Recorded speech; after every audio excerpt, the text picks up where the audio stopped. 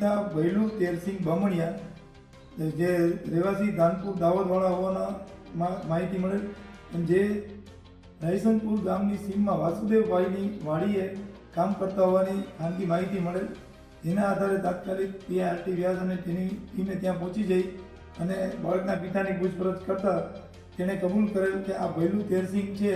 એમની ત્રીજી પત્નીથી એમને 2 બાળકો થયેલા હતા, જેમાંનું નાનું બાળક એ આ મૃત બાળક નવશીક નામનો ઉંમર વર્ષ 8 માસ વાળો હોવાનું જાણવા મળેલ અને આ બાળક સાથે તે પોતાની પ્રેમિકા સહિત અહીં આવી ગયેલ અને અહીંયા રહેતો હતો। દરમિયાનમાં નાના બાળકે ખાવા પીવાનું છોડી દેતા પોતે એને મામાના ઘરે મૂકવા જાય છે એમ કરી અને ઘેરથી લઈ નીકળી અને ત્યાં નદી કિનારે ત્યજી દઈ અને પોતે ત્યાંથી નીકળી ગયેલ હતો, જેના કારણે બાળક છે